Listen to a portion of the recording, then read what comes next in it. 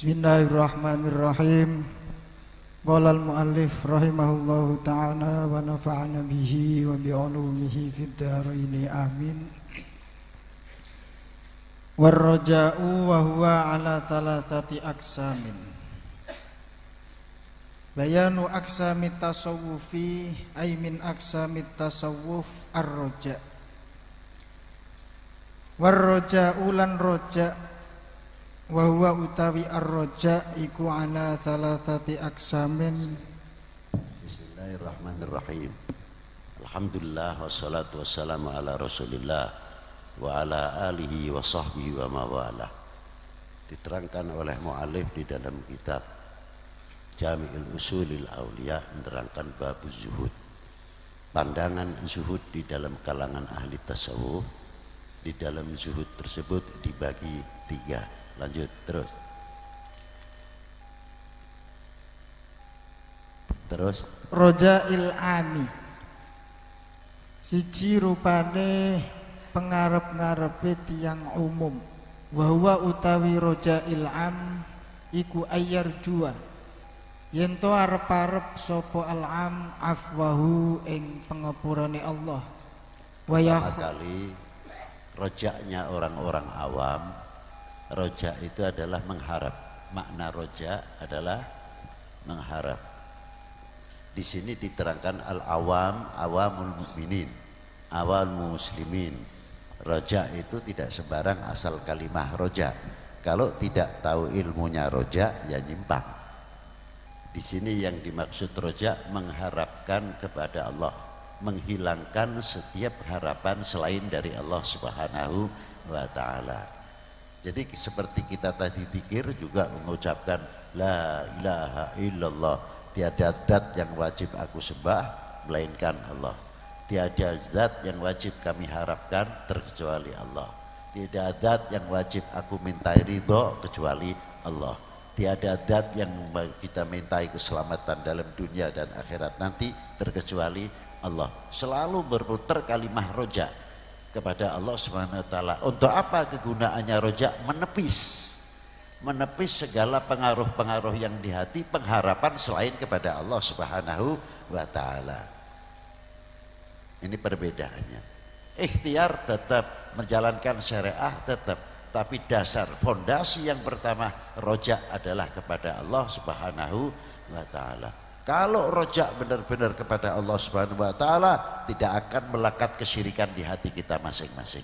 Itulah diantaranya keistimewaan rojak. Lanjut.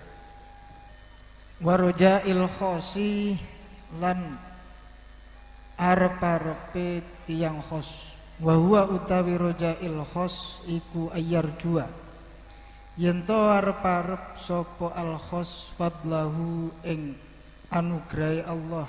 Wa ya khofa lan wedi sapa khos adlahu ing adile Allah. Wa rojail akhossi lan kaping 3 rojaknya orang-orang khauf. Rojaknya yang kedua, rojaknya harapan orang yang orang mengerti ma'rifah kepada Allah Subhanahu wa ta'ala, yang tingkat tauhidnya juga sudah matang, dan beliau berjalan yang selalu tidak akan melepaskan dari Allah Subhanahu wa ta'ala. Terutama rojak-rojaknya orang khauf itu bukan apa-apa. Takut istrinya tidak, takut anak-anaknya tidak, takut kekayaannya hilang takut. Tapi yang paling ditakuti kalau dirinya itu lupa dan jauh dari Allah Subhanahu wa ta'ala. Hatinya takut kehilangan kepada Allah Subhanahu wa ta'ala. Selalu nempel terus.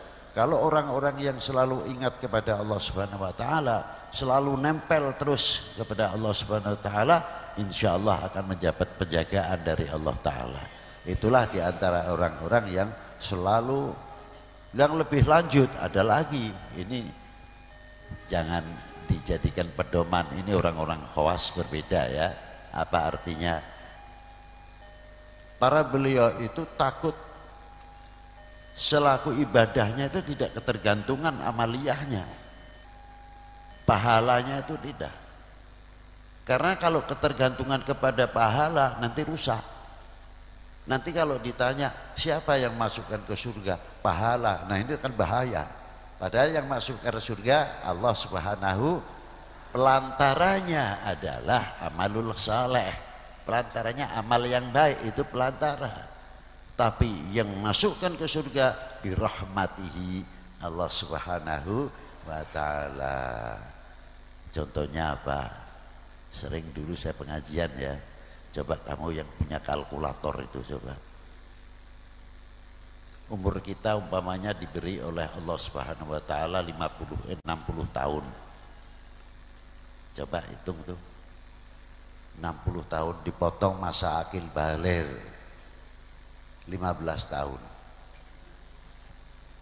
Dipotong masa akil baligh 15 tahun, berarti yang mulai dihitung mulai balik 45 tahun jadinya. 60 dipotong 15 tahun. Nah kita hitung sholat kita. Sholat itu paling lama berapa menit? Wah 3 menit top itu, apalagi 5 menit. Wah, pertama kali Allahu Akbar, khusyuk luar biasa. Kita mau wudhu saja jarang orang begitu dengar Allahu Akbar, masuknya adzan saja kita kaget terkadang. Bukan gembira tapi kaget. Wah, waktunya cepat betul ya. Sudah zuhur ini. Wah, inilah.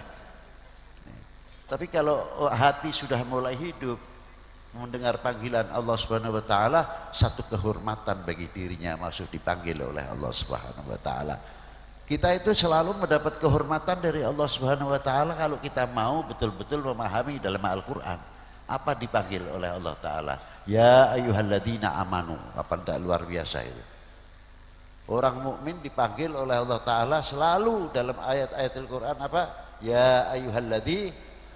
Inilah satu kehormatan dari Allah Ta'ala. Kalau mengerti hakikat daripada ya ayyuhalladzina amanu, malu mestinya kita. Sejauh mana iman kita? Kita bertanya pada diri sendiri. Loh itulah di antaranya. Nah orang-orang yang selalu kepada Allah Subhanahu wa Ta'ala, artinya tidak pernah terlepas, mau wudhu saja kehormatan yang luar biasa. Senang kita masih diberi kesempatan oleh Allah Ta'ala untuk menghadap. Hatinya sudah khudur kepada Allah Ta'ala. Nah hitung kita sholat kita 5 menit. 5 menit kali 5 berapa? 25 menit kali 1 bulan 750 menit. Itu hitungan waktu.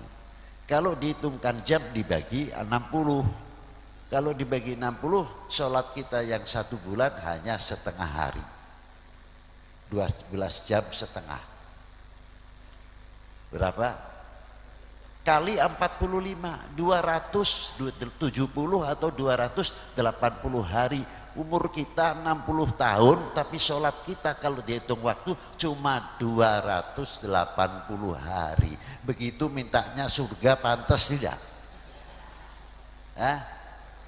Pantas ya? Enggak pantas. Tapi yang kuat di neraka siapa, saya mau tanya? Nah, untuk mencapai supaya kita itu mendapatkan rahmatnya Allah Ta'ala, ya dengan melalui perintahnya Allah Subhanahu wa Ta'ala, mengamalkan perintahnya Allah Subhanahu wa Ta'ala, kita masuk surga birahmati jalla wa'ala. Itu hebatnya. Apalagi mendapat syafaat baginda Nabi sallallahu alaihi wasallam. Nah, ar-roja di sini kalau orang sudah tahu mengenal ar-roja, selalu mengharapkan apa yang paling ditakuti. Takut kalau keluar dari dunia ini membawa su'ul khotimah. Na'udzubillah min dzalik, itu yang paling ditakuti. Para aulia, para ulama ahlul khawas paling ngeri kalau sudah mendengar su'ul khotimah. Nah, ini selalu para aulia selalu mengharapkan kepada Allah Subhanahu wa taala supaya menjadi akhir yang baik di dalam pungkasannya atau terakhirnya, ialah bisa mendapat fadl dari Allah Ta'ala. Apa terutama? Husnul. Wassalamualaikum warahmatullahi wabarakatuh.